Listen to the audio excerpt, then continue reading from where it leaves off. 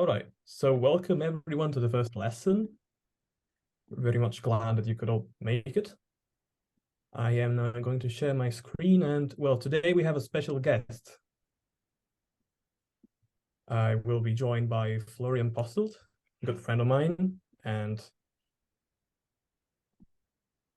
historian, as far as I know. Among other things, yes. Very well, very well. Can everyone see the screen? Yeah. Good. Right, so today we'll be talking about, well, today's lesson is very lean. We'll just be talking about Mesopotamia, the history of, well, the Sumerian language, and by extension of, well, the Sumerians. And then we'll take a closer look at the cuneiform and how it works. So I'll now pass the torch to Florian. And Florian, you have the floor and begin.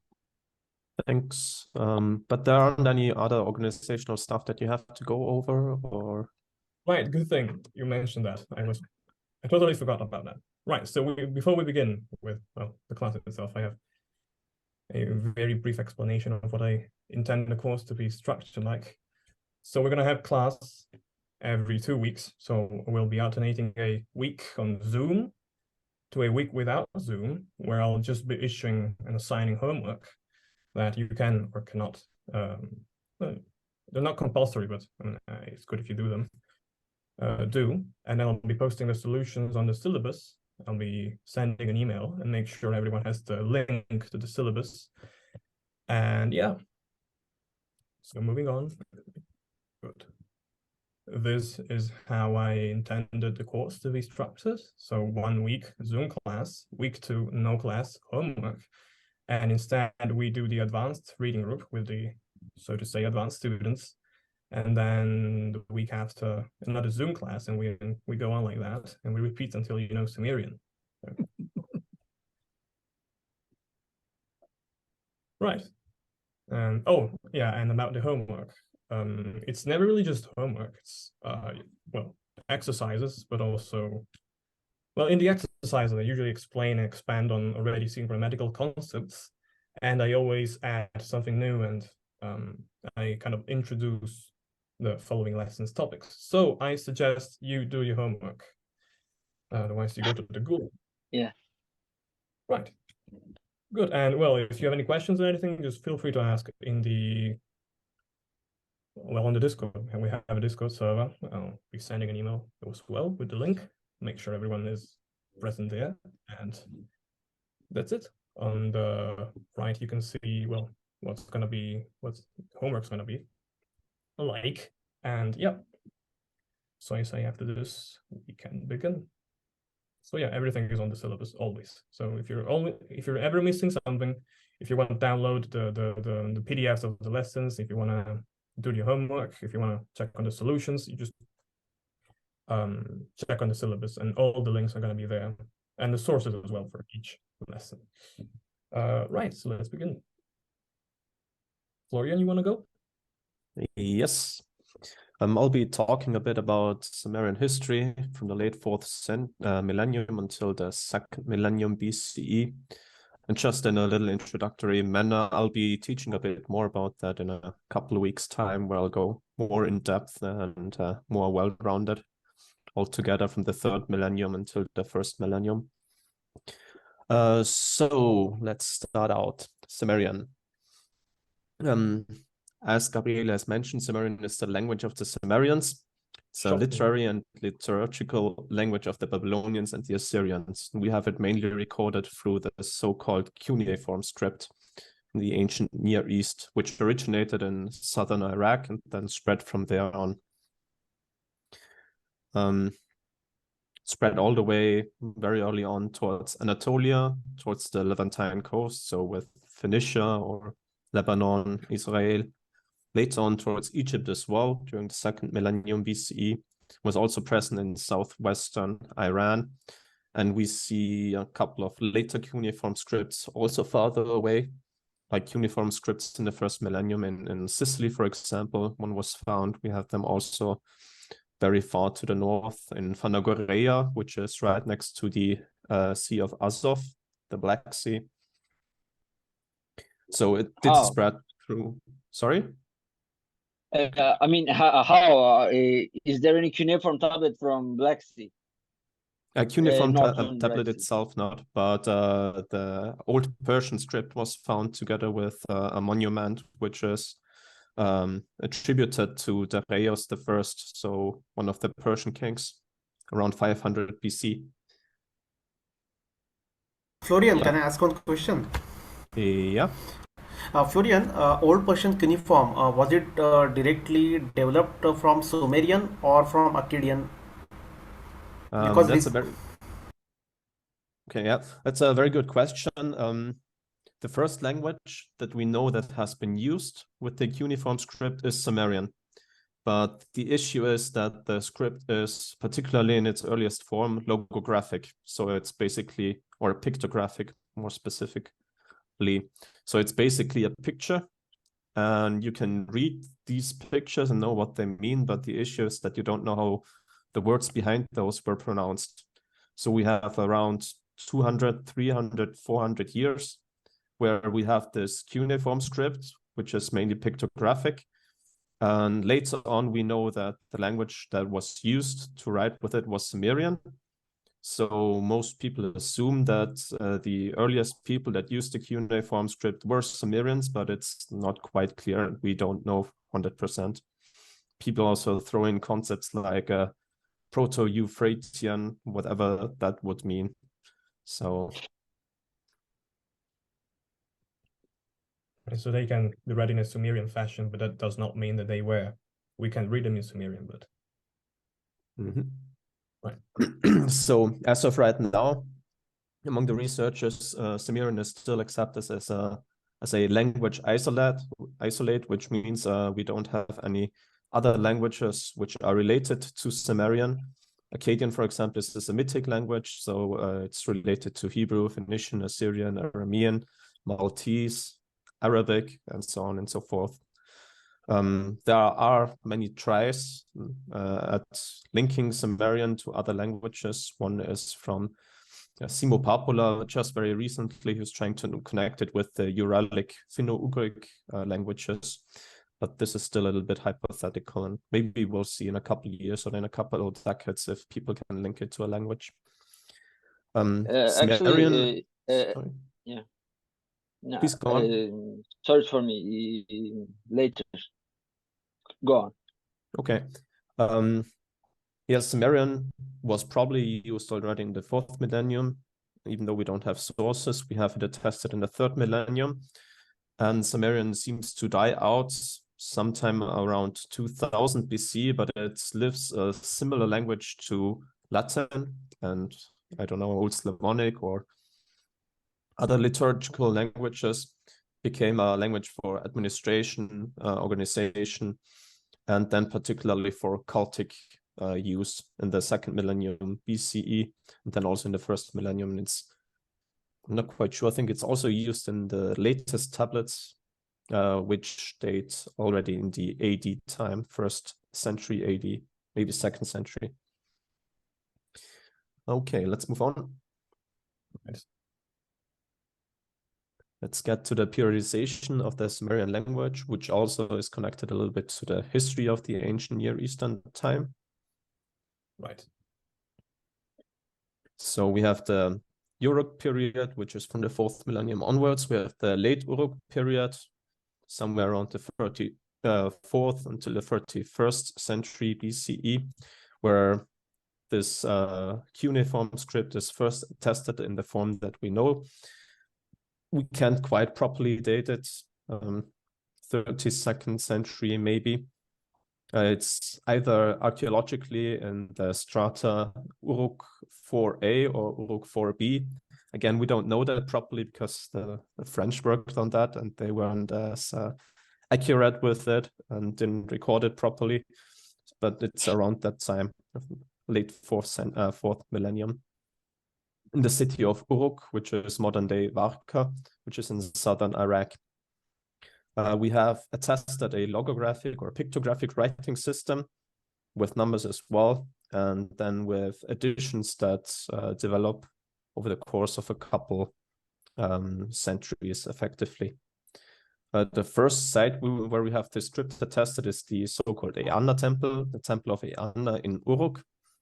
We have about 6,000 texts, which are administrative texts, so no literary text or anything. So the script was used in essence to organize this big city-state that was running with around 30,000 people, probably maybe 40,000. It's a little bit difficult to, of course, gauge that. And it's called archaic or proto-Sumerian in the earliest form. You can see in the pictures also the strong pictographic character. One of the first signs is the she, which symbolizes Getreide, what's it called again in English? Grain, effectively. Barley. So it's lying on the side. And at the very bottom in the bottom tablet, you see a Sang sign, for example, which is a head. See the neck that's drawn and then the head on top of it, which is Actually, characteristic. wheat or barley. Yeah, the very one at the top. Right. Good. Okay. Shall we move on? Yep. Good. So this is the site of Eanna in the Uruk period. Not much is left, of course, unfortunately. It's a little bit of a reconstruction of the basics of the foundation of the temple made by archaeologists. Let's move on. The periodization. So we had the late Uruk period. Just before that, the early third, or generally the third millennium, starts more or less with the early dynastic period for the Sumerian time, which is also used historically, not just for the language.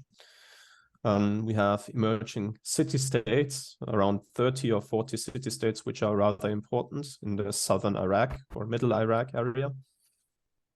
We have early dynastic 1, 2, and 3, which are dated roughly to 2800 until 2350 BCE. And we have a greater variety of texts slowly popping up in different sites. The early ones are Shurupak, which is the ancient name, or Farah, modern day. And the other one is Abu Salabih. They give us the earliest literary texts from the 26th century BCE, roughly. And later on, Lagash is very important. It's a little bit difficult to date again, but where we have texts from Lagash, and particularly from Nirzu, which was the capital of this city-state, from around 2600 until 2350, at least for these early tablets.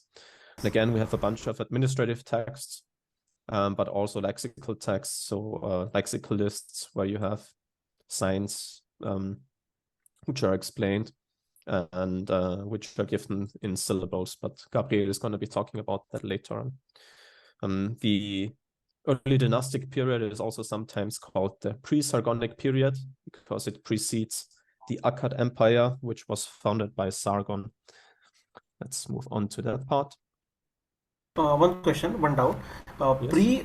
The pre-dynastic, early dynastic period, does it coincides with the Indus Valley civilization period or Harappan culture, Indus Valley? Not, maybe slightly, but the Harappa culture is a little bit later, right? Particularly also still in the early 2nd millennium BCE, as far as I know. Yeah, it's one of the scripts which unfortunately we haven't been able to read yet, but maybe sometime soon. We don't know. Let's move onwards. So the Sargonic period, or Akkad period, Akkad period. We have Sargon, which was the king of this city, Akkad. Akkad is one of the cities, unfortunately, in the Middle East that we haven't been able to find yet.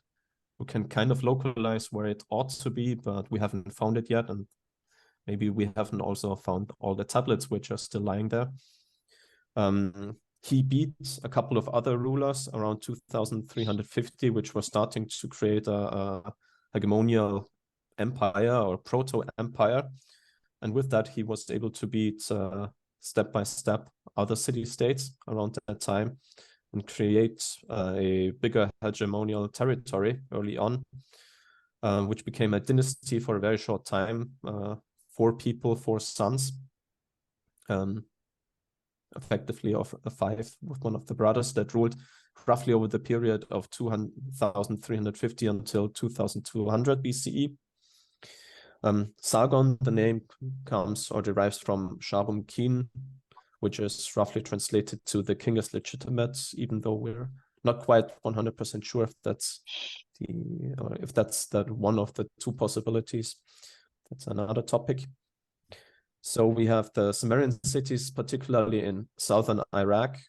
Akkad must have been a little bit farther to the north and started to control the farther areas in the south. In regards to the early dynastic period, we have this Old Akkadian dialect or language that's being used. The Sumerian is also called Old Sumerian of that time. And this period with Sargon of Akkad ends with traditionally ends with the invasion of the so-called Gutians and Lulubians from the more northeastern area from the Zagros mountain in Iran. They supposedly ruled roughly 40 to 90 years, particularly over the more northern parts, but then also over the southern parts. Let's move on to the next slide. Here you can see a reconstruction or a guess of what the Akkad Empire must have included roughly, which is all of the southern Iraq, also parts of the northern Iraq, and then going up the Euphrates towards Syria and also the Levantine areas. The issue, of course, is that we know these kinds of things from texts which were put forth by the leading elite, by the rulers, and therefore we cannot always say for certain how steady the rule was over these territories and how well controlled these areas were. That's a rough reconstruction. Actually, Sargonic Empire would be much more larger than this. As I remember, there is a tablet in something like Amarna period called in legendary legend of Sargon or something like that. He goes to inner Anatolia, more like Salt Lake, western of Salt Lake. Well, that's another historical issue, a historiographic issue. The text, the Legend of Sargon, is from around 700 BCE, so it's a little bit later. And it was written around the time of Sargon II, who uses the name of Sargon I to reconnect to him historically. Legitimization, again, is an important aspect. And, well, this is a text that is roughly from 1,500 years later. And has also this later context, so we cannot really maybe we can say maybe we can say just it is a possibility. A possibility that is very unlikely because the contemporary sources do not indicate that. And I mean the archaeological sources, as far as I know, also do not exactly indicate that. I don't know that part so much. Yeah. All right.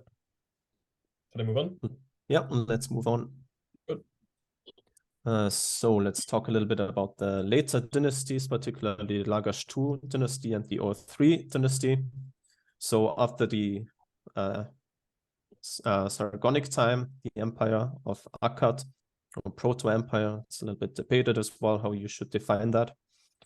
We have the so-called Neo-Sumerian time, roughly dating to 2150 until 2000, where we have in particular Gudea of Lagash and many sources related to him from roughly the middle of the 22nd century. And we have the Ur-3 dynasty, which kind of inherits the Sargonic Empire and also establishes hegemonic control over southern Iraq in particular, and also areas of northern Iraq. The Gutians are expelled more or less from the Sumerian lands and also from Elam in the southwest. And we have a few other new dynasties which take control. And one of the most important ones is the dynasty under Ur-Namma. It's the third dynasty that we've recorded for the city of Ur, which is also very far to the south, near the Persian Gulf. And we have a blossoming of the Sumerian literature and culture here. We have a lot of texts from this time. And yeah, we call it NeoSumerian, but we know that other languages have also been used, like Akkadian, for example, as well. Yeah, it was kind of like they were using Sumerian to create a political opposition, to see.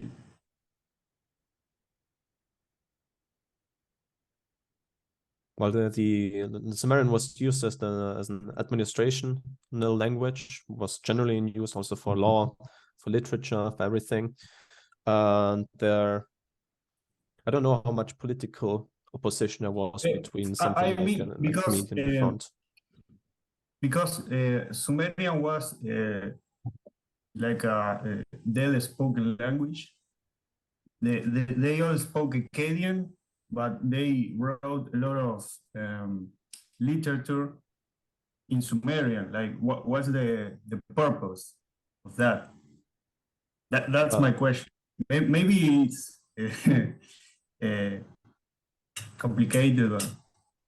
So if I got you right, your question is, well, why people that speak Akkadian use Sumerian as a language? That's something that's very normal, that you see in other historical periods as well, that you have languages that just develop and reach the rank of a literary language. If you look at Rome, for example, then you will also see that the earliest texts that are written by Romans, literary texts, are written in ancient Greek, because Greek was used as a literary language. It's the same in the Middle Ages, where you, of course, have precursors of German and French and different forms of Italian and then Spanish and so on.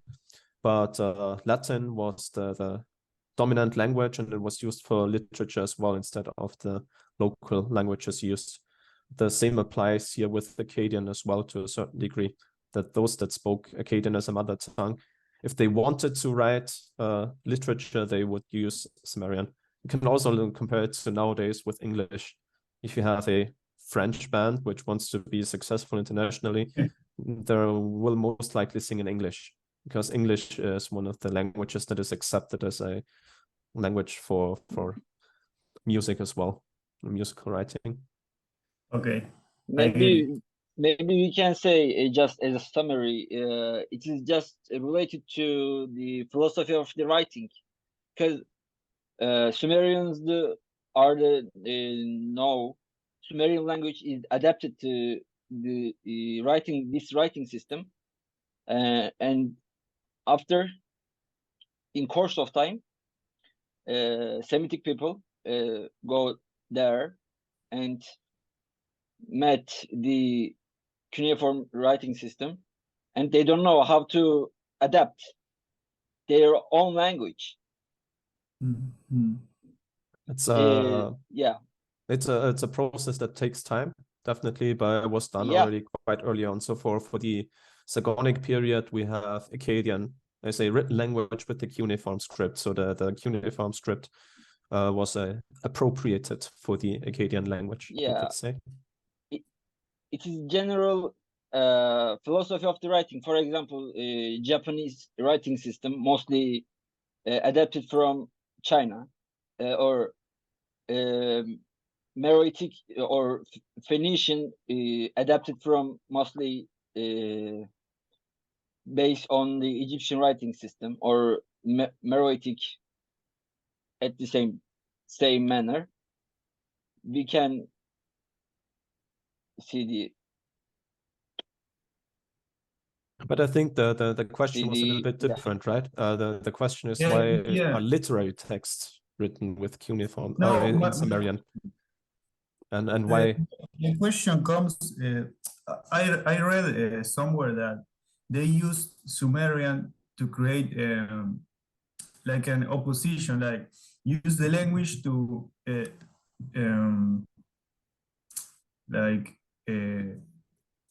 make a difference from we are from the south and we use Sumerian, and in the north they use Akkadian because they were Babylonians, right? That's kind of my question. Maybe such ideas are often projected into the source material, but you often don't find those exactly. So I would have to take a closer look at the research literature, but as far as I know, like these oppositions did not exist in like an ethnic manner. Like you have like ethnic Akkadians and they are in opposition to ethnic Sumerians, and then these are more modern ideas which usually don't apply 100% to that. It applies a little bit to Egypt because Egypt is like a proto-territorial nation state, you could say, which is cut off geographically quite well from other areas. But with Mesopotamia, that's not the case at all. We'll be talking about that in a couple of weeks' time as well.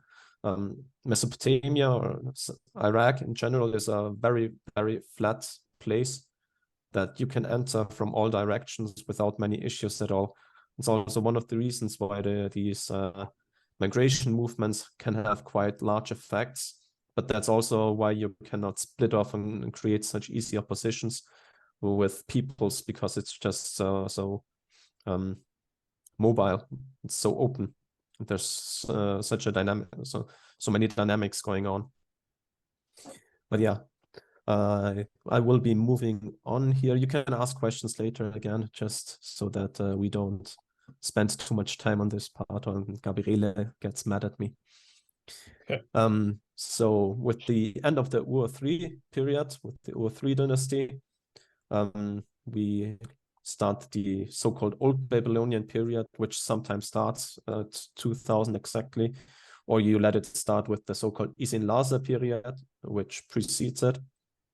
You can also call the Isin-Larsa period the early Old Babylonian period.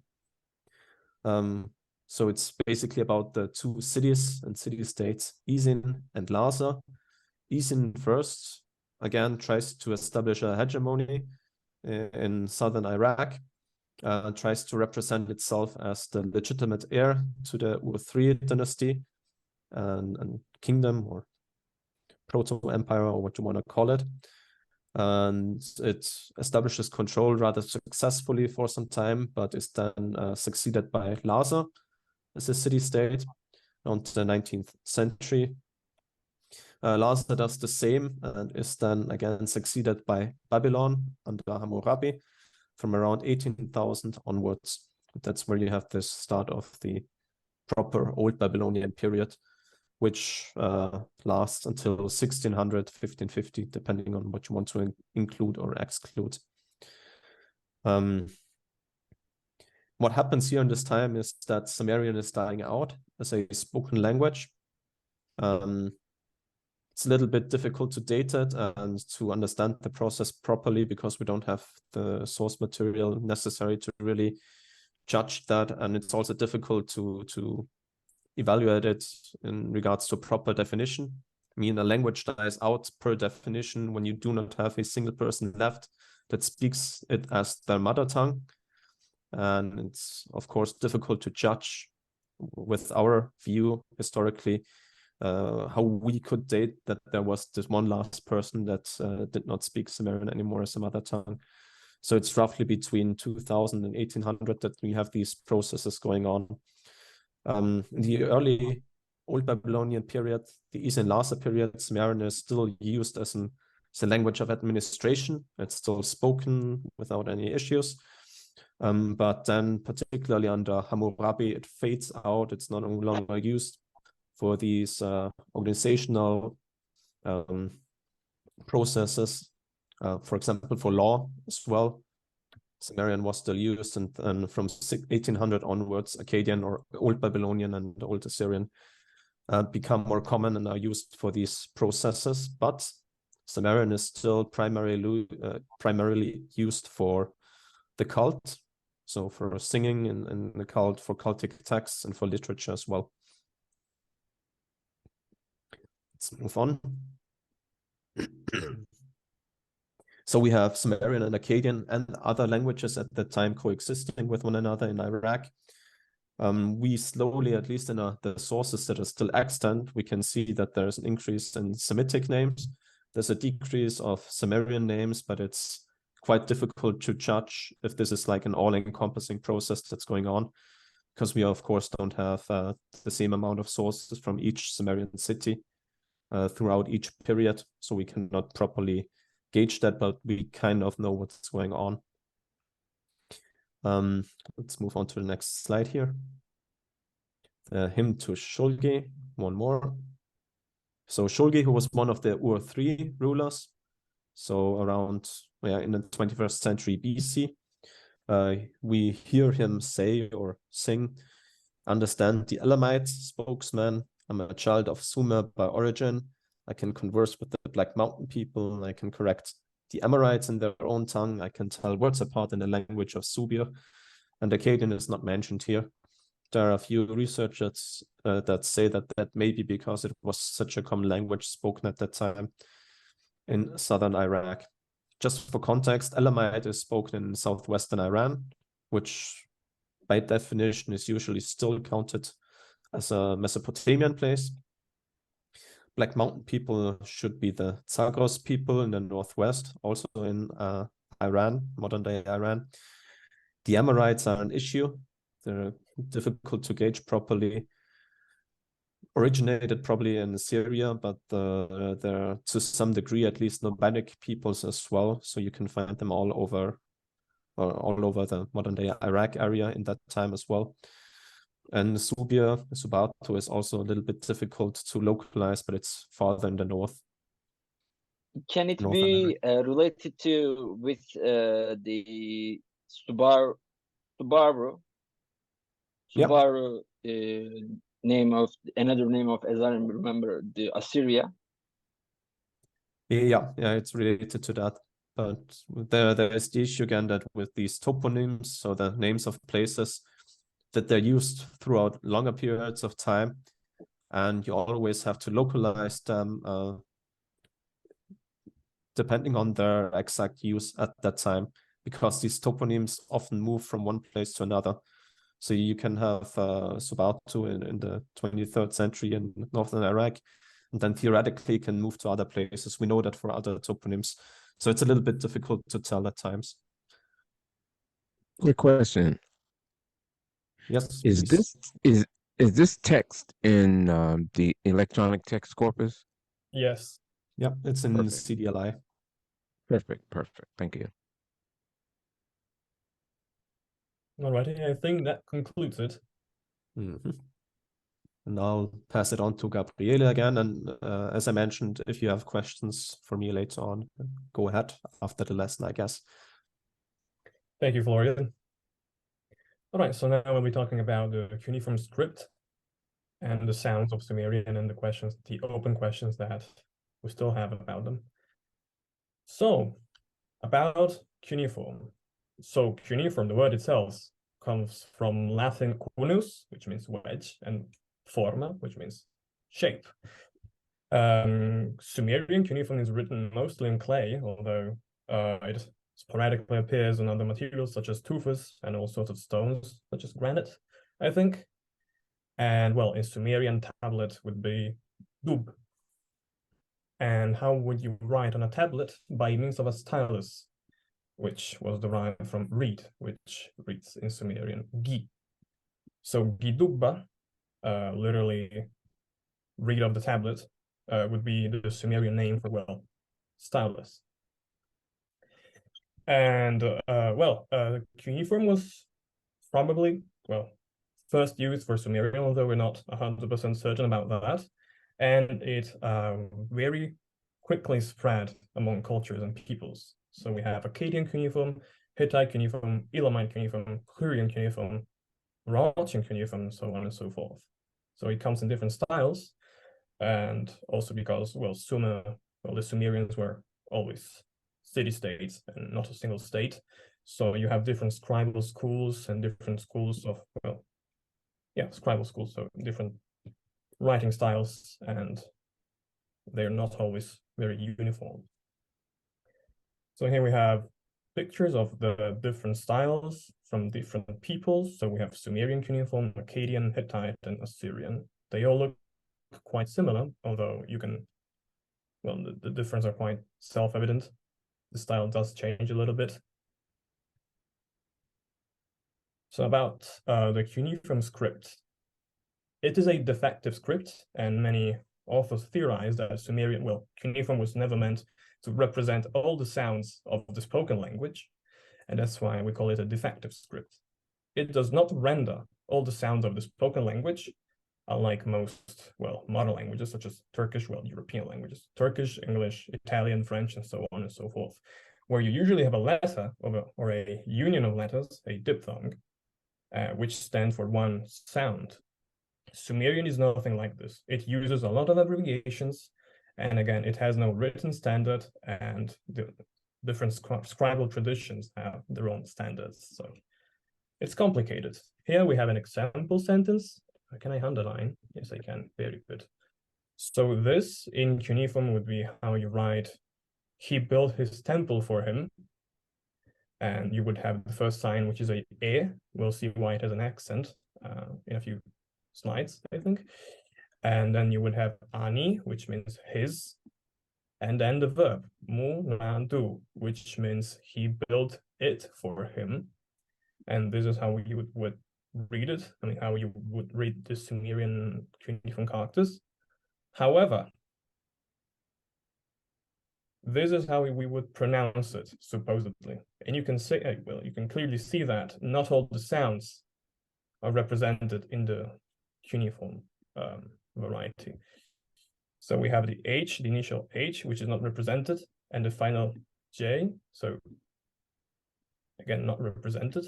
And then you have two N's, of which only one is represented in the cuneiform. This would be the sign for na.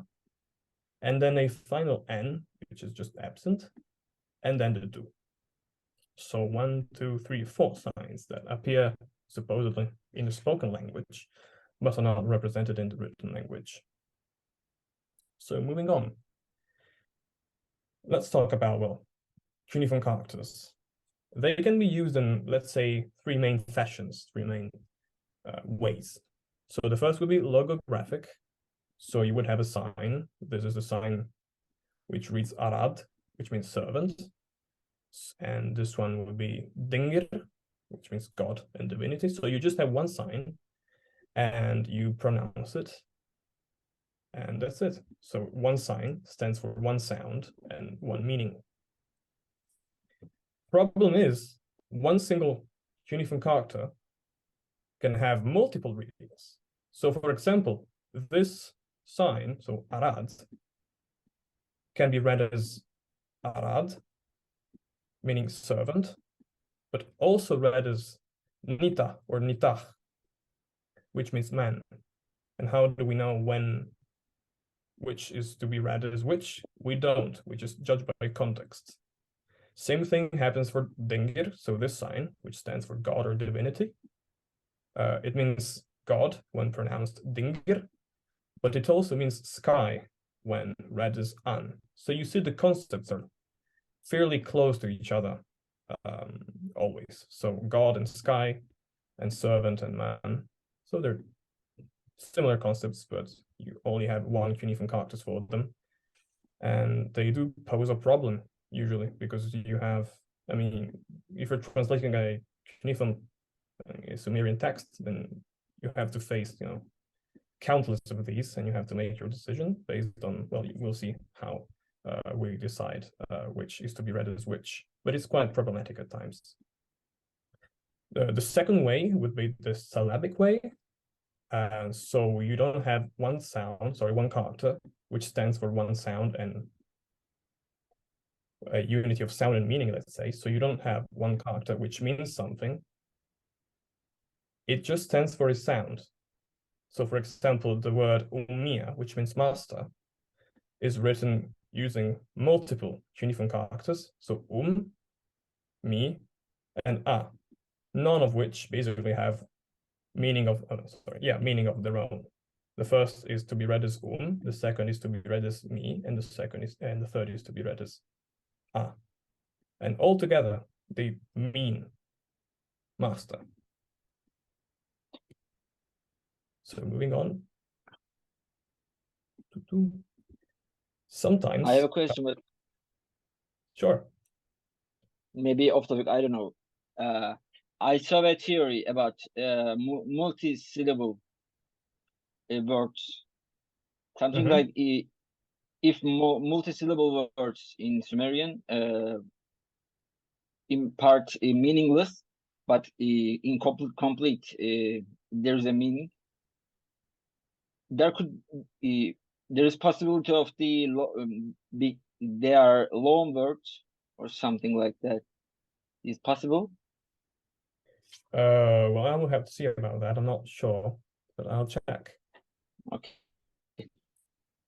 So we have seen that cuneiform characters can be used logographically. So you have, again, one sign, which stands for one word, so a unity of meaning and sound, and syllabically. So you just have one character, which is used, which stands for a sound, which doesn't have a meaning of its own.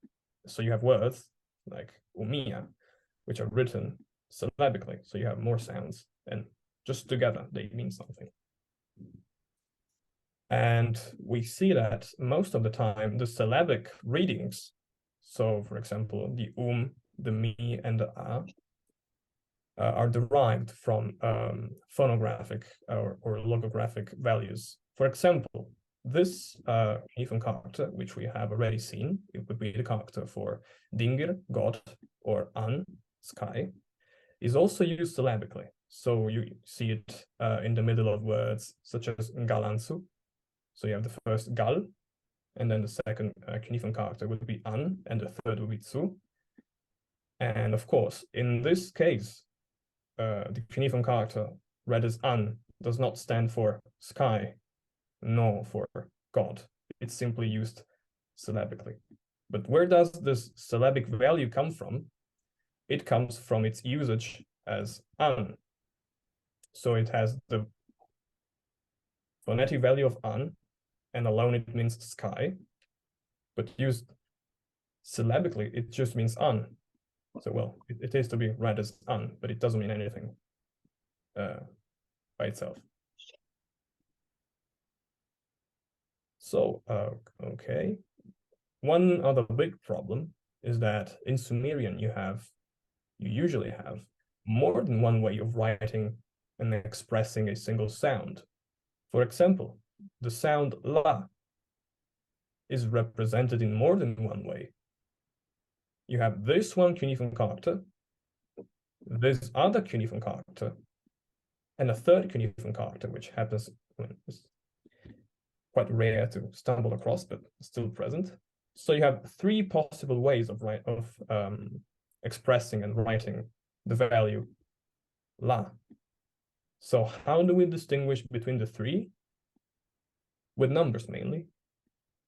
So la, or la 1, but we usually do not write the 1, la 2, and la 3. That's why in the writing Sumerian looks like a programming language, because we have no other means of distinguishing them. And it looks really ugly, but we must do that. Otherwise it gets really confusing. Why do they use them? Why do they use well, different signs in different situations? That's a good question. We don't always have an answer to that. So moving on. Another phenomenon that is pretty common in Sumerian writing is what is called compound logograms. So you basically have more than one sign put together to mean something. For example, the word for water is just a, and it's represented as 3 lines like this, 3 wedges. And then you have this word, engur, which means basically an underground water source. And when you write them together, like this, they are read as id, which means river. So the word is spelled a-engur, so water, and then water source. However, you do not pronounce it like you see it. You pronounce it in a totally different way.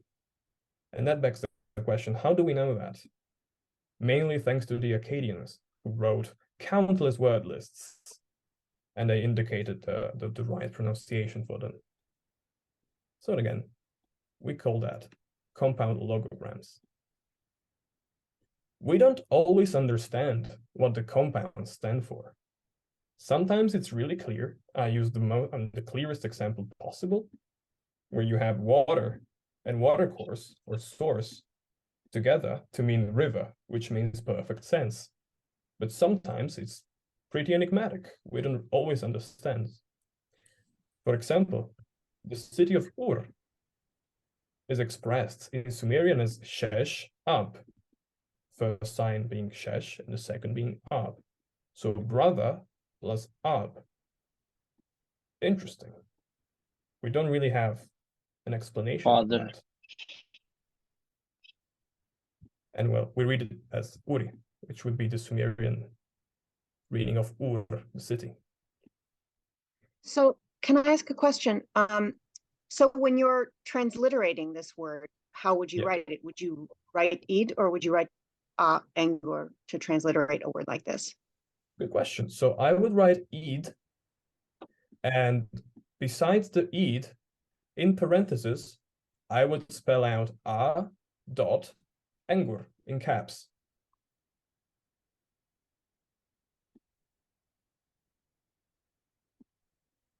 Right? Did I answer the question?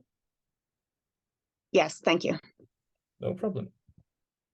Is So- like a classifier for liquid? Sorry? Is the symbol A like a classifier for some liquid or some type of? Not really. Actually, almost never acts as a classifier. However, the word id sometimes does. Oh, okay. It's just that, a means water, so it makes sense to have it in the compound for river in this context. We'll be talking Also, about you using for more like determinative purposes. Sorry? Yeah, I mean, id Yes. using more like determinative purposes. Yes, the classifier, determinative, different Yeah. people call it different ways, depends on the literature you're reading, but we'll be talking about classifiers or determinatives in later Yeah. lesson. But yes, good question. I hope I answered that. Right, so here we have a few examples of what I mean. So Ne1, Ne2, Ne3, and Ne4 are 4 cuneiform characters, as well as 4 different words, which can be read in different ways. So for example, Ne1 can be read as Bar, which means to burn, Gibil, 4, which means new or to be new, and Idzi, which means fire. However, just phonetically, so used to spell out words, it's just read as Ne, and we don't write the 1. That's why it's in parentheses. Ne2 instead, which always comes with the 2 at the end, can be read as Dig, which means to be soft, Amar, which means fish, and E3, which is oil, butter, or oily substance. And of course, phonetically and sort of syllabically, it's always pronounced Ne. Ne3 instead stands for, well, a variety of animals. In origin, the word was, the cuneiform character expressed, well, the picture of a equid, I think. So again, it can be read as Nisku, which again means equid, or Piring, which is lion. And Ne4, which is also a compound logogram of Shu2, which is this thing right here, and Ne, which we are already seen, can be read as Lil5, which means fool, or Ni, which is fear of or respect. So sometimes we see that you have one component in compound logograms which maybe gives a hint concerning the meaning of the word, and another component which gives you, well, information about how it is to be pronounced. Because in this case, we understand this as ne4. We have ne1 inside of the compound. So sometimes it's meaning and pronunciation, but not always. All right, so moving on. Now let's talk about phonology, and of which our understanding is, to this day, unfortunately, very much lackey and patchy. So how do we understand Sumerian? How do we know how Sumerian sounded like? The short answer would be, we don't know. And the long answer would be, we don't know. And we only know how Akkadians wrote Sumerian, but we also know that Akkadian was by no means related to Sumerian. The two did influence each other quite a lot on different levels, but the two languages substantially pertain to two different language families. One being isolate, so well, no language family, and the other one Semitic. So Akkadians, what do? They wrote word lists because, just like us, they needed dictionaries to kind of read Sumerian, things like that sort. So they wrote their dictionaries, so to say, where they indicated the spelling of Sumerian words. And you would think that's amazing. Thank you, Akkadians. Yes, but practically, we don't always understand what they mean with their transliterations, and it's quite problematic. Now we'll see why. So Akkadian has a number of vowels, and you'll notice right away by looking at the phonetic repertoire of Akkadian vowels that there is no O in Akkadian. So if Sumerian had the sound O, we have no way of knowing already. So they had they had short and long, well, vowels. So e, and so on and so forth. But no O. So, for example, the word dug, for, which means to speak, is written in Akkadian word lists as du, u, gu, or sometimes as du, u, ug. Which begs the question, why is there a stray U in the middle? Does it stand for a lengthened vowel? Does it stand for a stop? So dug, duug. Is it an O, dog? And why is there a stray U after the G? Does that indicate a hypothetical final vocalic sound? So dugu, something of that sort. Dugu? We may never know. So did Sumerian have vocalic sounds that happen to be alien to Akkadian? Most likely. However, to make things easy on ourselves, we stick to the simplest phonological model. And we only distinguish between, well, 4 vowels: a, e, I, and u. And it probably had nasal sounds, but we'll see why in later lessons. Moving on to consonants. So again, we only see Sumerian through lenses of Akkadian and, well, Semitic languages. So if Akkadian had sounds which Sumerian did not have, that's a problem. And if Sumerian had consonantic sounds that the other language did not, that's also a problem. So we know that Sumerian had at least these consonants because they appear in Akkadian. This G with the thing on top, which is also written with all sorts of accents depending on the author, represents a NG, like in Sumerian, doing.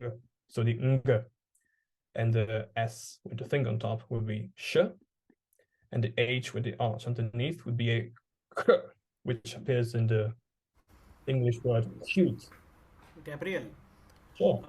this ng and sh are exactly similarly pronounced in Avesta language as well, exactly the same pronunciation.